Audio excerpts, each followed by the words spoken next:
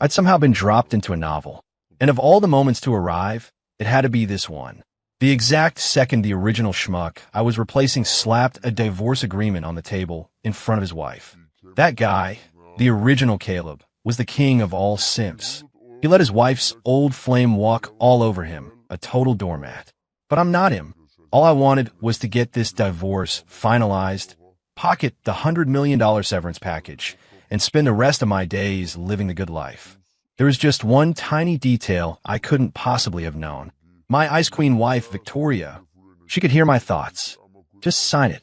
I pushed the divorce agreement across the polished mahogany desk toward Victoria's sterling, my voice calm. But my mind was a screaming vortex of pure chaos. Sign it. Sign it, you Ice Queen. Don't you dare hold me back from my $100 million payday. Michelin-starred restaurants, here I come. A cellar full of vintage bourbon, here I come.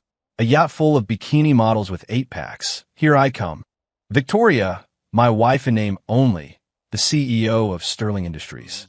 She wore a tailored white pantsuit that probably cost more than my car. Her dark hair swept up in an elegant twist that showed off the graceful line of her neck.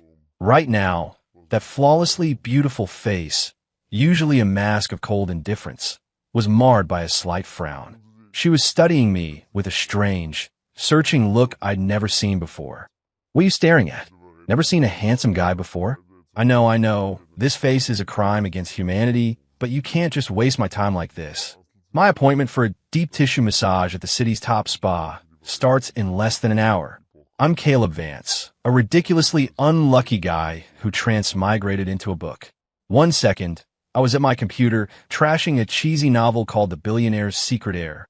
The next, I was inhabiting the body of the book's pathetic main character, who just happened to share my name. The original Caleb was a lost cause. He married into the Sterling family 3 years ago and spent every moment of it getting kicked around by Victoria's high school sweetheart, Grayson Cole, and treated like furniture by Victoria herself. And he took it all with a smile.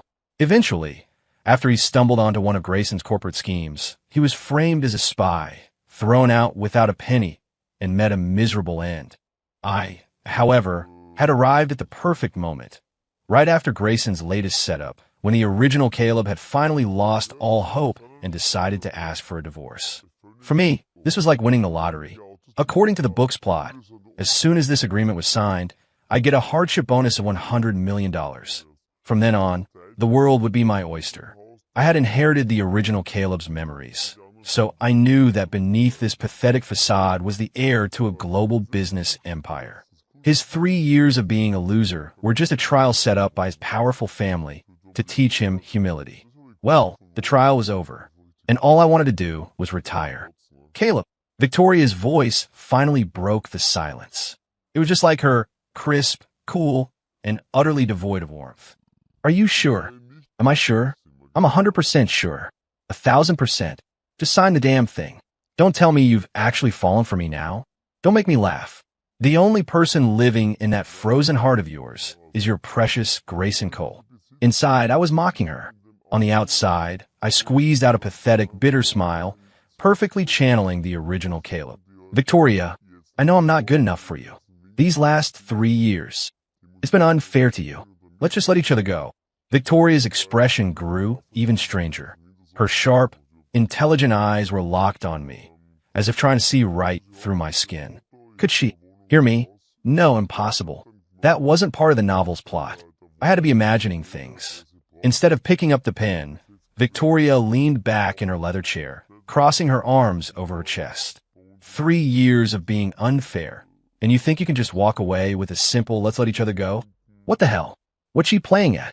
Is she trying to get out of paying me? That can't be right. The Sterlings are loaded. $100 million is pocket change to her.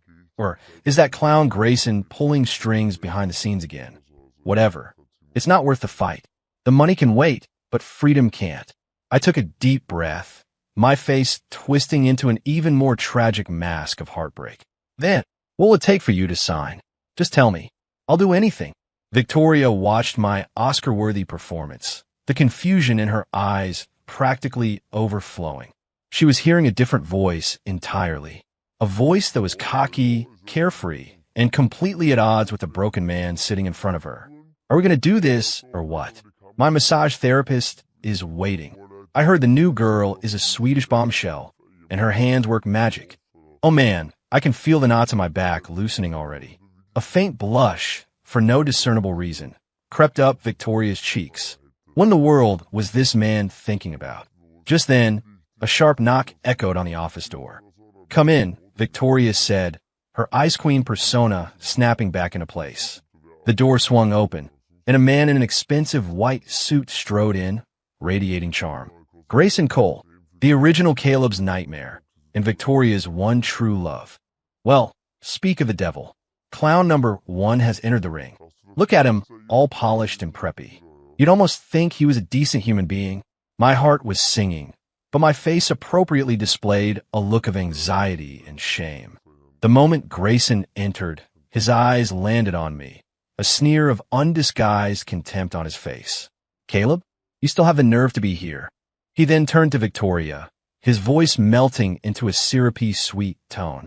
"Tori, I heard this loser was causing trouble for you again. I'll handle it." As he spoke, he reached for the divorce agreement on the desk. "Handle it? How are you going to handle it? Beat me up and throw me out? How original. Your pathetic little schemes only work on a love-struck idiot like Victoria. Speaking of which, Marcus should be making his move right about now. I gave him a direct order. I want to see Cole Enterprises' stock price take a nosedive within 3 minutes. It's been 2 minutes and 50 seconds. 10, 9, 8, 3, 2, 1, drop." I counted down silently in my head. Victoria's pupils contracted. She had heard every single word. Marcus? Who was that? Stock price take a nosedive. Almost instinctively, she unlocked her phone and opened her stock market app. Cole Enterprises, Grayson's company, was right at the top of her watch list. And in that exact second, the green line representing its value fell off a cliff, plunging downward at an impossible angle. Dash 5%, dash 10%. In a matter of seconds, it hit the circuit breaker and was halted. BZZBZ. Grayson's phone began vibrating violently. He glanced at the caller ID, and his face went white, all his earlier confidence vanishing into thin air. "Tori, I have an emergency at the office. I have to—" He didn't even finish his sentence before he was scrambling out the door, fumbling to answer his phone. "What? A hostile takeover? How is that possible? Find them. Find out who's behind this. Now." Silence descended on the office, leaving just me and Victoria. A dead, heavy silence. Victoria's gaze slowly, inch by inch, moved from her phone screen to my face. She was looking at me like I was some kind of alien. Her stare was making my skin crawl. Now what's her problem? Is she upset that Grayson left? Can't be. Or is she just stunned by my devastating good looks again? Man, being this handsome is such a burden. I clear my throat, deciding to break the awkward tension. "So, Victoria, now that Mr. Cole is gone, can we get back to it?" I gestured toward the divorce agreement. "Sign it. For the love of God, sign it. Set me free." "No." 2 cold words fell from her lips. She stood up, looking down at me, her eyes filled with a new, probing intensity and a flicker of something she herself didn't recognize. "Interest. I'm not signing this agreement. Not right now." "What? Are you kidding me? What happened to a clean break?" "Woman, don't push me." My mind was raging, but my face crumpled into a look of utter devastation. "Why? Victoria, are you still mad at me?" Starting today, you're moving into the master bedroom." Victoria interrupted my performance, dropping a bombshell that left me completely stunned. "The master bedroom? What the hell? With you? Lady, we're supposed to be getting divorced. I like beautiful women, but you're a human glacier. I have no desire to get frostbite.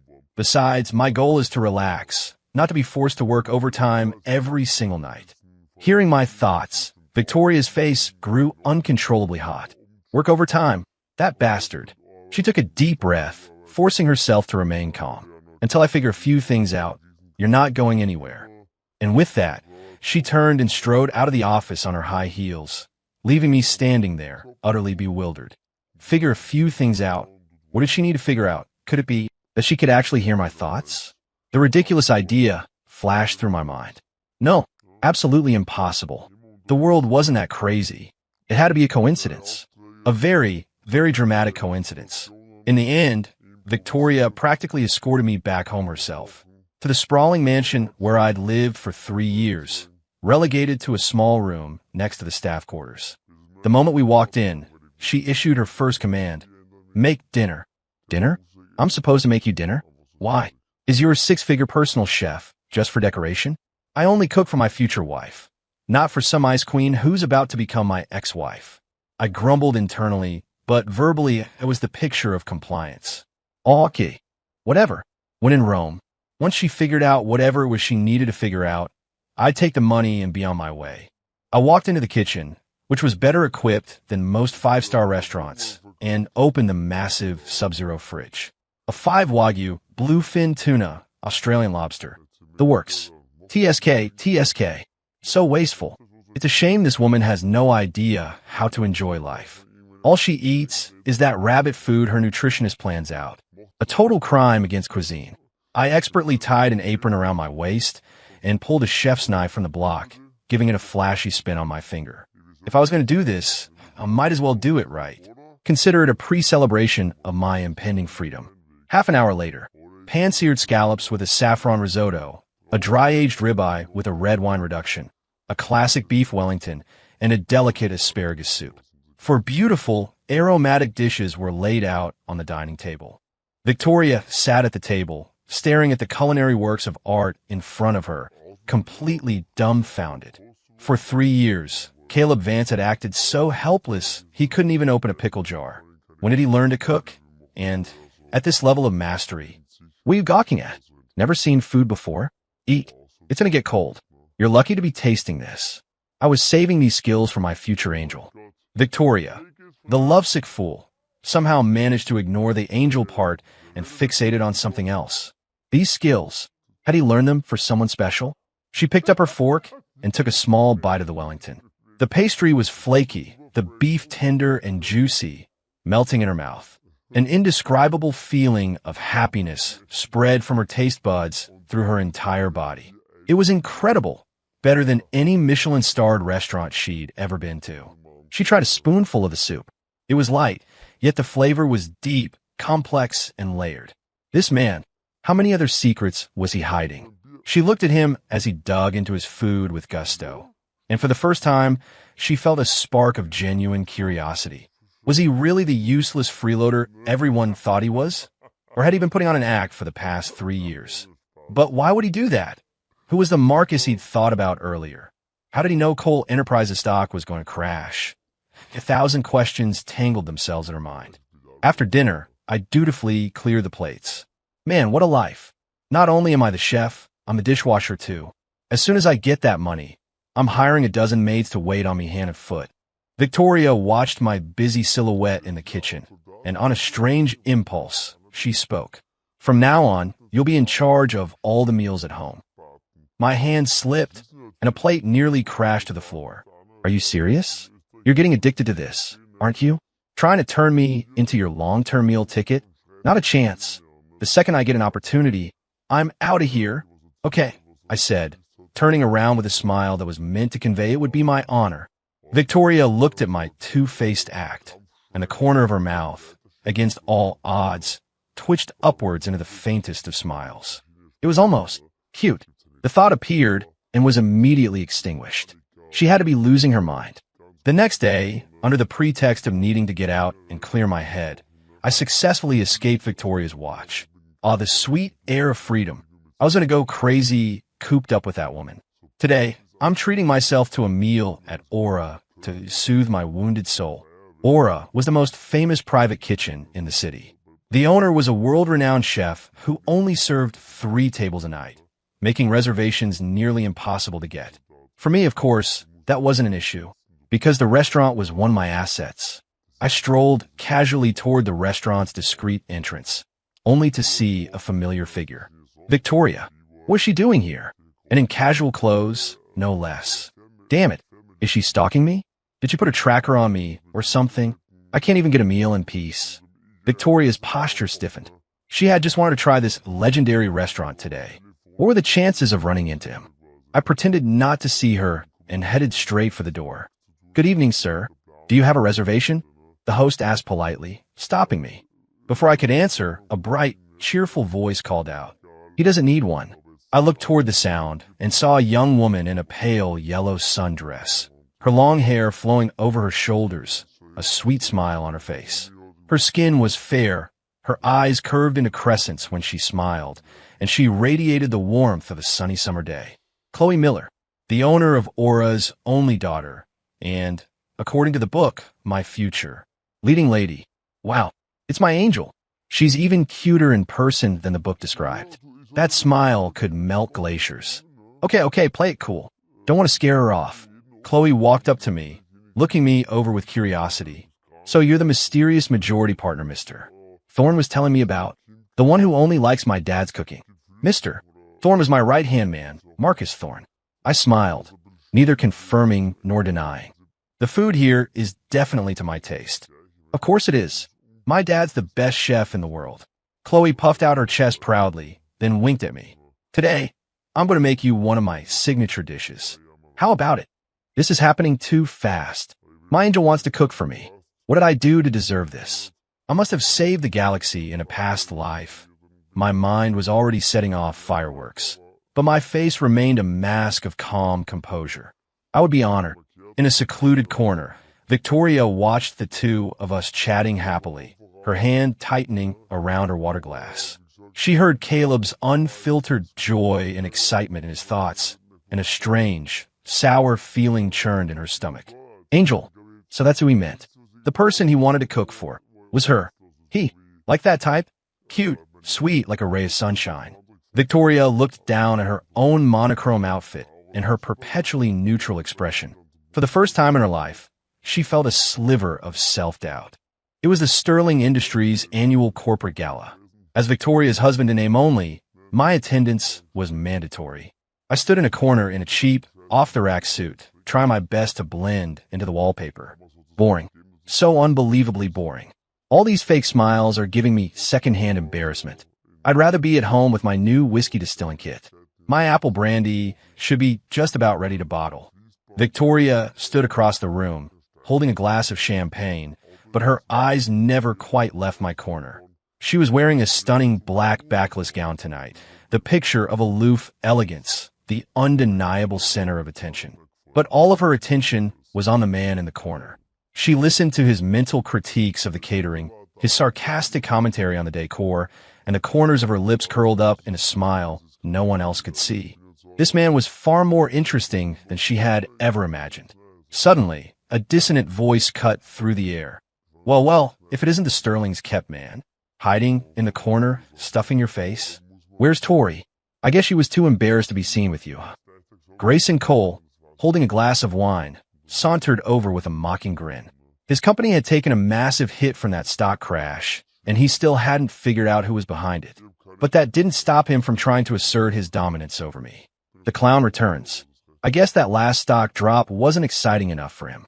"Fina, for Victoria's sake, I'll just go ahead and bankrupt you completely tonight. Marcus, time to go. You have 10 minutes. Acquire all remaining shares of his company, then package up all the evidence of his dirty dealings and send it to the SEC."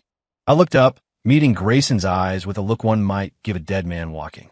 My stare seemed to throw him off, and his face flushed with anger. "What are you looking at? You're a worthless freeloader. How dare you glare at me?" He was about to say more when a commotion erupted at the entrance to the ballroom. "It's Mr. Warren. Mr. Warren from Apex Global is here. Oh my God, what's he doing at a Sterling gala?" The crowd parted like the Red Sea. A powerfully built middle-aged man, flanked by a team of bodyguards, strode into the room. Apex Global was the biggest conglomerate in the country, at least 10 times the size of Sterling Industries. Victoria's father, the chairman of the board, immediately rushed over, his face plastered with a sycophantic smile. "Mr. Warren, what an honor.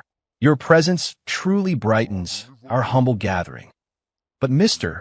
Warren only gave him a polite nod, his eyes scanning the room. Finally, his gaze locked onto me.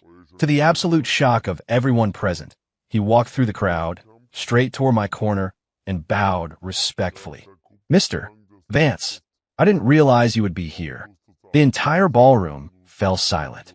Jaws were on the floor. Victoria's father looked like he could swallow a tennis ball. The smirk on Grayson's face froze solid. Victoria's hand, holding her champagne flute, began to tremble. Ugh, is it that hard to keep a low profile? I just wanted to grab some free food. Warren is so extra. Why all the theatrics?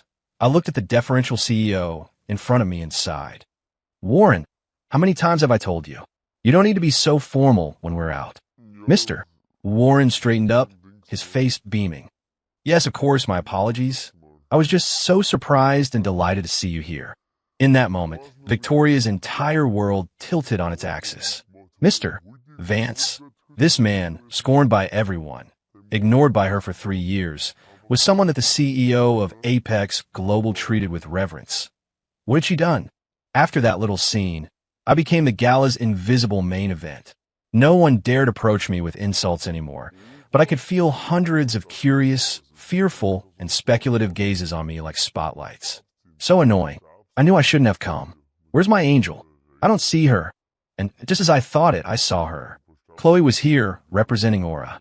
Right now, she was cornered by some greasy-haired trust fund kid, her face a mask of discomfort and disgust. Come on, Miss Miller just one dance? My dad owns half the real estate on the west side. Another fly. This guy looks like a troll. What gave him the right to bother my angel? I set down my plate of mini quiches and walked over. She doesn't want to dance with you. Can't you tell? My voice wasn't loud, but made the rich kid jump. He turned, saw it was me, and after a moment of confusion, he seemed to recall the scene with Mr. Warren. His bravado deflated instantly. Who are you? This is none of your business. I'm her boyfriend. I lied without blinking, pulling Chloe behind me. Chloe's face turned bright red, but she didn't pull away. Instead, her fingers secretly curled around the hem of my jacket. Wow, her hand is so soft, and she smells so good. Like peaches. Okay, Caleb, be cool, you're just acting. The trust fund kid's face went from pale to green, but he didn't have the guts to challenge a mysterious powerhouse like me and slunk away. Thank you, Chloe whispered from behind me, her voice as soft as a kitten's. Anytime, I turned to face her, and the sight of her flushed cheeks made my heart skip a beat. So cute. I want to pinch her cheeks. Resist. Resist. Let me take you home. This place isn't safe. Okay.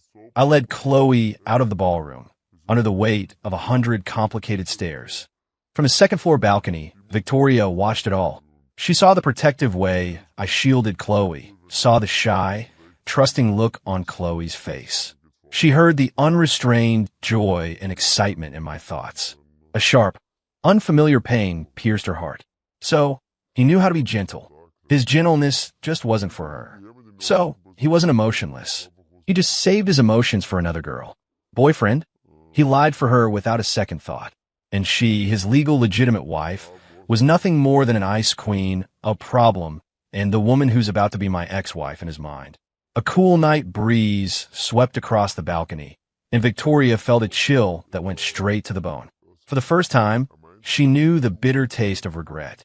After the gala, Chloe started visiting me often. Sometimes she'd bring little desserts she'd baked herself. Other times, she'd drag me out to explore hidden culinary gems across the city. Today, she'd shown up again. I was in the middle of a workout in the mansion's home gym. Phew, another day, another victory for self-discipline. 8-pack abs, V-cut obliques. I am a master of my domain. Chloe peeked her head in, and her eyes widened when she saw me shirtless. Her face went crimson, but her eyes were sparkling as they shamelessly scanned my abs. Wow, Caleb, you're in amazing shape. She walked in, holding a thermal container. I made you some soup. My angel is here with snacks again. This is the life. Although, the way she's looking at me, it's like a puppy spotting a steak. I stopped my crunches and grabbed a towel to wipe the sweat from my brow. Chloe came right up to me and, summoning her courage, reached out a single finger and tentatively poked my stomach. It was solid. Can I touch them? She asked, looking up at me, her eyes full of hope. She wants to touch my abs. She's making a move on me. What do? Do I play hard to get? Or just surrender completely? No. Maintain composure. I'm a gentleman. My mind was at war with itself, but my body stood perfectly still. Ahem. Just for a second. Permission granted. Chloe's eyes curved into happy little moons. She placed her small hand on my stomach, tracing the lines of my abs as if they were a priceless sculpture. Incredible, she mumbled. I felt a jolt of electricity shoot through me from her touch, and my muscles tensed instantly. Stay calm, Caleb. You are a man of honor. Do not have indecent thoughts. She is an innocent angel. I was trying to talk myself down when the gym door was suddenly pushed open. Victoria stood in the doorway, her expression colder than a Siberian winter. She saw Chloe's hand on my stomach, saw my bare chest, and the temperature in the room dropped to absolute zero. Chloe yelped and snatched her hand back, hiding behind me. Oh crap, why is the Ice Queen here? I thought she was at the office. Busted. There's no explaining my way out of this one. Then again, why should I be scared? We're about to be divorced. Who I hang out with is none of her business. I met Victoria's gaze without flinching. Need something? Victoria didn't look at me. Her eyes were like daggers, pinned on Chloe. The look was so sharp, so cold, that Chloe physically shrank behind me. I frowned and took a step forward, blocking Chloe from her view. Ms. Sterling, this is my guest. My protectiveness was like a needle, stabbing Victoria right in the heart. Ms. Sterling. He called her Ms. Sterling. So formal, so distant. Your guest. Victoria let out a cold laugh. Caleb, don't forget, you are still my legal husband. Do you think it's appropriate to be carrying on with another woman in my house? Ha, she's mad. She's actually jealous. Interesting. But so what? Where was this energy for the past 3 years? It's too late for regrets now. I looked at Victoria's frost-covered face and felt a sixth sense of satisfaction. No, it's not appropriate. Which is why, I said, enunciating every word, we should finalize our divorce as soon as possible. My name was trending on Twitter. The hashtag was bizarre. Caleb Vance didn't get out of bed again. It all started when a financial blogger revealed that the mysterious owner of Apex Global, Mr. Vance, had a peculiar habit. He never went into the office. The most important daily task for his executive team was to confirm whether their boss had, in fact, not gotten out of bed. As long as the boss was chilling at home, the company's stock price would, for some reason, soar. At first, everyone thought it was a joke. Then, a Wall Street analyst wrote a piece arguing that this hands-off management style fostered maximum trust and creativity within his teams, which was the secret to Apex Global's incredible success. Overnight, I became the internet's patron saint of slacking off, the Zen CEO. Countless office workers were tweeting under the hashtag, praying for a boss just like me. Trending for doing nothing? This generation of the internet is something else. But they're not wrong. Hire smart people, let them do their jobs, and you just sit back and count the money. That's the ultimate life hack.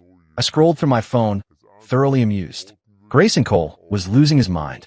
He'd spent a fortune hiring bots and trolls to smear my name, but real users just swarmed them, calling them jealous haters and tearing them to shreds. He had to watch as I transformed from a worthless freeloader into a celebrated business genius. The whiplash was enough to give him a breakdown. Victoria's feelings were far more complicated. She read all the praise and admiration online, then thought back to her 3 years of coldness and contempt, and her face burned with shame. So his laziness was actually strategic genius. His uselessness was just him hiding in plain sight. The very thing she had despised most about me was actually my greatest strength. That night, for the first time in years, Victoria didn't stay late at the office. She changed out of her power suit and into a simple dress. She even ventured into the kitchen, attempting to cook me a meal. The result was nearly burning the house down. When I smelled the smoke and rushed in, I found her standing helplessly in a thick haze, her beautiful face smudged with soot like a chimney sweep. Good Lord, what is this woman trying to do? Assassinate me? This isn't cooking. It's an arson attempt. I quickly flipped on the industrial-grade vent hood and threw open the windows. Victoria stood off to the side, watching me expertly handle the mess, her eyes downcast. I just wanted to kill me, so you could inherit my fortune. I snapped, not in the mood. This kitchen is my sanctuary. These knives and pans are custom-made. If she ruined a single piece, I'd lose my mind. My sharp words left her speechless, and her eyes started to well up. She had just wanted to do something for me, to make amends, even just a little. I'm sorry, she said quietly. It was the first time she had ever apologized to me. I paused for a second. Did hell freeze over? The Ice Queen is apologizing? A little too late for that. I didn't acknowledge her apology. I just steered her out of the kitchen. Get out. Don't make a bigger mess. I'll make dinner. As the kitchen door swung shut in her face, Victoria leaned against the cold wall, and a wave of helpless despair washed over her. Victoria started trying to be nice to me in her own clumsy way. She'd have the chef prepare the dishes I liked. She'd buy the rare, limited edition brewing equipment I'd been looking at online and have it delivered. She even canceled an important board meeting just to watch TV with me. I sat on the couch, watching some mind-numbing teen drama, feeling completely out of place. What is her endgame here? Is she trying to play the part of the loving wife? Doesn't she think it's a little late for that? If she has this much free time, she could be signing the divorce papers. Everybody wins. Victoria sat beside me, stiff as a board, her eyes constantly darting over to me. She heard my thoughts, and her heart sank lower and lower. Caleb, she finally said, mustering her courage. Can we not get a divorce? What? Did I hear that right? No divorce? Lady, did you hit your head? You're the one who treated me like garbage, and now you want a second chance? Dream on. My future wife is an angel like Chloe, not a walking freezer like you. I turned my head and looked at her face, which held a fragile expression of hope and anxiety, and I smirked. Ms. Sterling, are you joking? My voice was laced with undisguised mockery. Between us, what is there besides a piece of paper? Love? Don't be ridiculous. You love Grayson Cole. I just want to relax. The color drained from Victoria's face. I don't. Grayson and I are just. Whatever your relationship is, I'm not interested, I said, standing up to look down on her. All I know is that our marriage was a mistake from the very beginning. It's time to correct that mistake. Victoria, sign it. This is the last time I'm going to ask you nicely. I pulled a freshly printed copy of the divorce agreement from a drawer and tossed it onto the coffee table in front of her. Victoria stared at the papers, and a tear finally escaped, tracing a silent path down her perfect cheek before splashing onto the glass table. She's crying? Now she's crying? If you knew this would happen, you shouldn't have acted that way in the first place. I have to admit, though, she's beautiful when she cries. Tragic, poetic, all that. Too bad it doesn't work on me. My heart already belongs to my angel. My mind was a calm sea. In fact, I almost wanted to laugh. Victoria heard my cold, detached thoughts, and her heart shattered. She understood now. It was too late. The person she had pushed away was never coming back. She had lost, utterly and completely. Grayson Cole snapped. After his company was completely absorbed by one of my shell corporations, and the SEC came knocking with a mountain of evidence, he did the stupidest thing imaginable. He turned to kidnapping. He kidnapped Chloe. He called me, his voice wild and unhinged. Caleb, you care about this girl, don't you? Bring 50% of Sterling Industries stock certificates to the abandoned factory by the old shipyard. Come alone. If you don't, I'll send her back to you in pieces. I was in the middle of a video call with Marcus when the call came through. Kidnapping? He's really going with a plot from a bad 80s movie? That guy is dumber than a bag of hammers. Does he really think I come alone? I looked at Marcus on the screen and made a quick hand gesture. Marcus nodded, understanding immediately. Don't worry, boss. 5 minutes. Hostage secure, suspect in custody. I ended the call, my expression completely calm, but I decided to go myself anyway.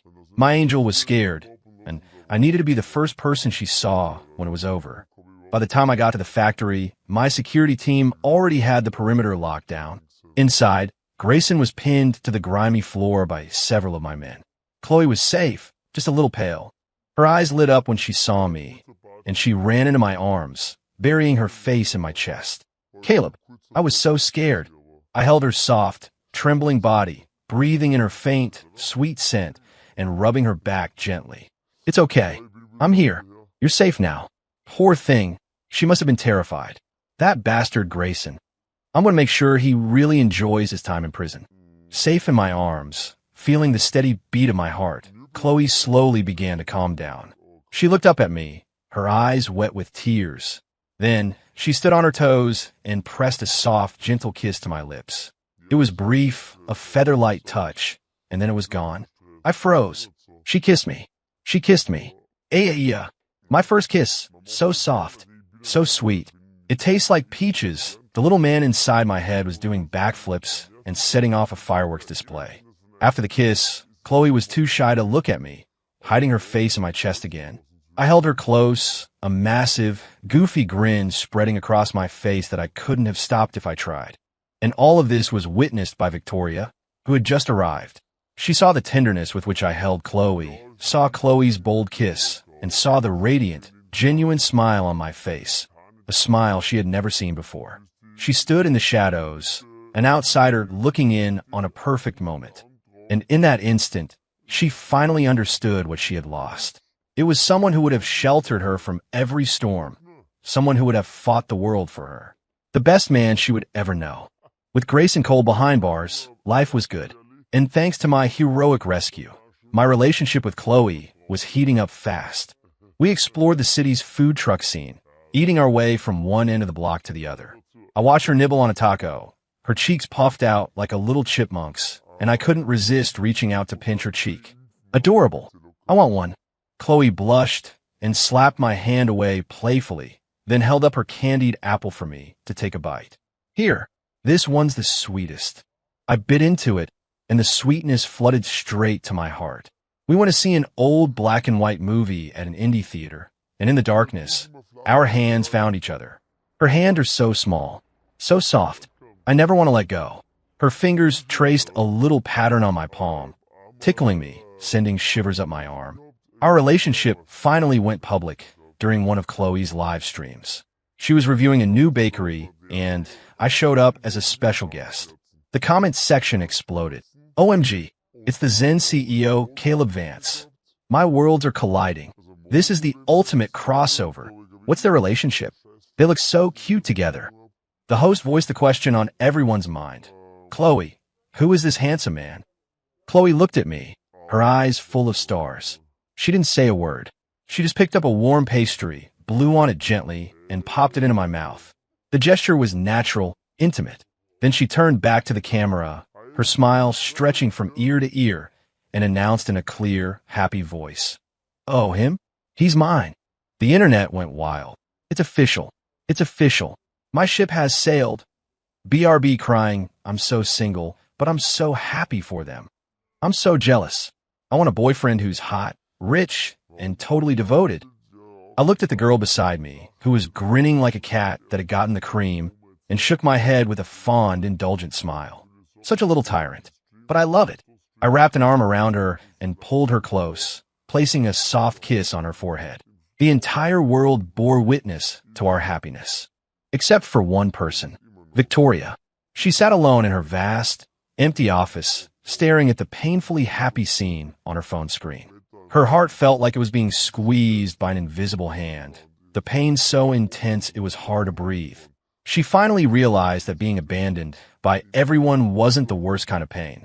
The worst pain was watching the treasure you'd once thrown away shine brighter than the sun in someone else's hands. I finally got the signed divorce papers. Victoria had asked to meet at the coffee shop where we'd had our first awkward, businesslike date. She looked tired, with faint dark circles under her eyes, but she was still beautiful. She pushed the agreement across the table. Her signature was on the last page. The handwriting was elegant, but I could see a slight, almost imperceptible tremor in the ink. It's what you wanted, she said, her voice hoarse. Finally, freedom. I'm finally free. I snatched up the papers and read them over twice, making sure everything was in order before folding them carefully and placing them in my jacket pocket. Thank you, I said, and I meant it. Thank you for letting me go. Victoria saw the look of pure relief on my face and gave a small, self-deprecating laugh. Caleb, can I ask you one last question? Shoot, I was in a great mood. I could afford to be generous. If, in the beginning, I hadn't been so cold to you, do you think we could have had a different ending? She looked at me, her eyes holding one last, desperate flicker of hope. A different ending? Of course. If you had been nice to me from the start, if you hadn't been tangled up with that clown Grayson, maybe I would have tried to like you. You're gorgeous, after all. Great body. But there are no what-ifs. Now all I want is to spend a long, lazy life with my angel. As for you, you were just a stop along the way. I listened to the answer in my head, looked at the hopeful woman across from me, and chose a kinder, simpler version. There are no what-ifs. For simple words that shattered her final illusion. She closed her eyes, and 2 silent tears rolled down her cheeks. She could still hear his thoughts. They were full of bright, happy plans for the future, a future with another woman. Gotta go pick up Chloe. We're trying that new sushi place tonight. Next month, we're going to the Maldives. I'll rent out a private island so we can watch the sunset every night. Her ring finger is so tiny, the ring will have to be custom made. I'll use that flawless diamond I bought at auction in South Africa last year. The heart of eternity. Perfect. Every thought was a new cut from a very sharp knife. I walked out of the city hall, feeling lighter than air. The sun was bright. Chloe was waiting for me under a sycamore tree, wearing a white sundress, smiling at me. I walked toward her and pulled her into a tight embrace. Behind me, Victoria stood alone on the steps, watching us, her figure so thin and fragile she looked like she might be carried away by the wind. She knew, in that moment she signed her name, that she had lost the best man in the world. And maybe this was her punishment. The greatest tragedy in life isn't what you can't have. It's what you could have had. And